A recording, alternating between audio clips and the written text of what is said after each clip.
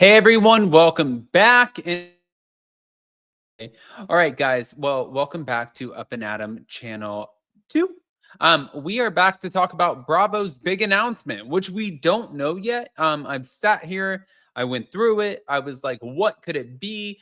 They're talking about potentially being Real Housewives in New Jersey. Is it a good announcement? Is it a bad announcement? I actually don't know. So we're going to break that down. Of course, we're going to add a little bit of RHONJ into it. But before we do, I do want to say we have announced two winners, Sherry and Sergio, for our Below CBD company collaboration with Rose Forever. And it was a pretty simple collaboration, honestly. People were asking me, how do you win? Well, all you have to do, this was a Valentine's Day thing, is go to theblowcompany.com. And once you purchase any product from our store, use code ROSE at checkout for 20% off, and then you're automatically entered to win. That's it. Nothing else. I mean, I feel like that's pretty straightforward, but you never know. Anyways, smash the like button, show some love, and let's get right into it. Starting here. Thank you to Reality Blurb. A source hinted that things in Bravo are changing and a big announcement is looming. Meanwhile, a podcaster wondered if it's related to the Real Housewives of New Jersey, as the host heard that something about it was going awry. So the Real Housewives of New Jersey, guys, we're not shocked. It's on pause. It's been on pause, but reports have surfaced that production is preparing to film an upcoming season with new castmates and perhaps maybe some similar faces, but no one actually knows what this is going to be.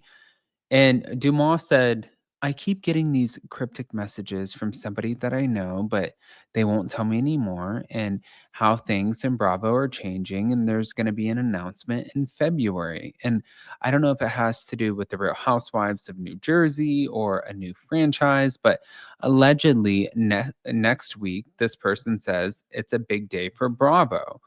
And I don't know what that means, but if it's about fucking New Jersey coming back or not coming back, if it's about it not coming back, I'm going to lose my shit, because I also heard something about New Jersey was going awry. Now, this was in a February 6th interview for the Bonded by Bravo podcast. Teresa Giudice addressed the season and she said, I heard it's coming soon.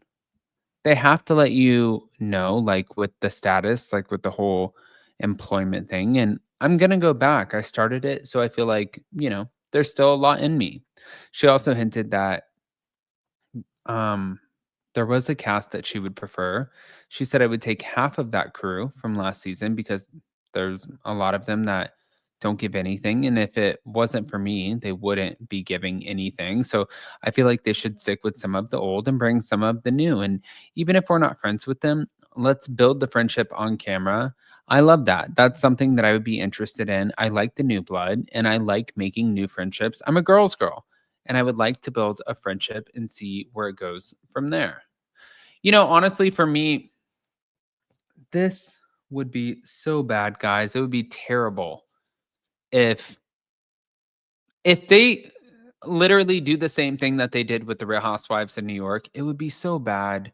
It just would. Look at what's going on with New York. Like, they tried, and we all miss. I mean, I don't want to speak for all of you, but I miss Dorinda. I miss Sonia. I miss Luann. I'm like, what did we do? Why? Why did we do it? But hold on. I'm going to play a clip. Here we go.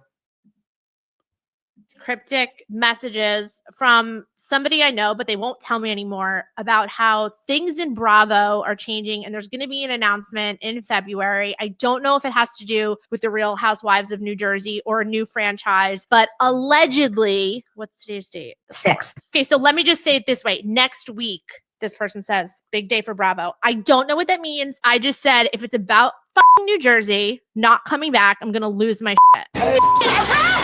Because I had also heard something about New Jersey was going awry. Yeah.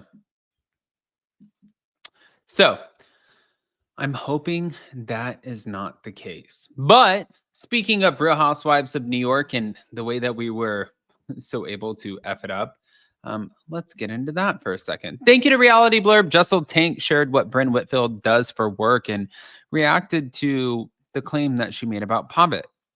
not being her soulmate on a radio show last week. It was I guess, a new interview where Jessel addressed Rebecca Minkoff's claim about wanting to join the series to boost her business post pandemic.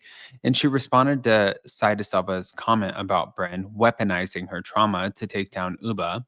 And Jessel revealed which housewives reached out to her about the Real Housewives of New York finale. And she also confirmed a second DM from Rihanna. I know that she works. I've met people that have worked with her, PR and marketing, and kind of the same thing that I do, but she's a little bit more on the corporate side.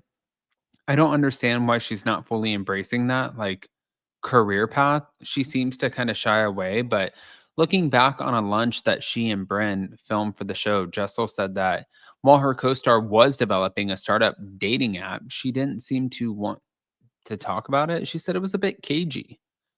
As for Brynn suggesting that she and Pavitt, well, the fact that Pavitt was not the love of her life, um, I think that that actually hurt Jessel. She said, I have a serious relationship. I have a serious family unit. And, everything I built over like so many years. And it's just something like that could be so damaging. And I hope she understands the weight of it. And I don't know if she does, but I think I said my part. Now, although Brent did apologize to Pavitt via a DM rather than a call or a text, he didn't see it right away and just so felt that she shouldn't have embellished the story, at least the way that she did. It's not how you gain or build trust. We trusted her. Like she would come to our home, hang out with our kids. I opened my doors to someone. And it feels very much like I got stabbed in the back with that whole conversation. And Pavitt hasn't expressed it, but I think he feels the same way. So moving on to Rebecca and her desire to amp up business with her role on RHONJ, Jessel mentioned that most of the women joined the show expecting to gain exposure for either their business or a business that they're creating. And she said, I don't think that she's doing anything wrong by coming on the show and making that statement, but I wonder if it was like the only reason, And I hope that it's not, because I think that the show in itself has so much more to offer than just to grow a business. But looking back at Rebecca's first and final season of RHONJ, Chesso suggested that she wasn't given a fair ride. I feel like she was not given a safe space to be herself. And I think that she was being attacked by Bren from day one. And, that immediately kind of puts you in a shell. But then when asked about Sai accusing Bren of weaponizing her trauma to aid in the downfall of a friend, Jessel said, it reads true. I really don't think Bren understood the weight of her words. And that is a powerful thing to say. And I'm certain that Sai didn't say that, without thinking it through, because it felt very, you know, it, it's a very direct accusation. I mean, to be honest with you, strong words. But if that's how you feel, that also makes sense. Like a lot. I don't know. It, right? Or I don't know. I'm trying to think who would be more in the wrong in this. I don't know. I don't know. Anyways, following the drama-filled finale, which resulted in the cast becoming estranged from Brynn, Jessel revealed that she heard from Chanel Ayan and Dorinda Medley, and she said Chanel Ayan was so upset and she wanted to go to press. Like she was so fired up, and I had to walk her off of a ledge. And she was like, Uba says I can't talk to press, but I really want to. And she's very protective of Uba. So Chanel was definitely like, invested. And I saw Dorit last week also like, oh, what?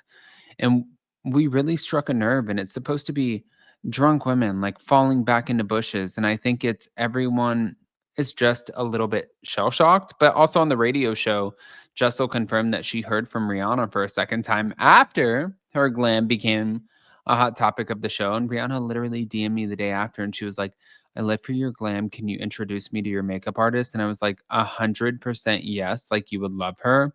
Grace is incredible. So I introduced Grace to Rihanna, and she went to her apartment and glammed her up twice, actually. So, yeah, you're welcome, Rihanna. Mm-mm-mm. All right. Well, guys, again, I want to hear what your thoughts are.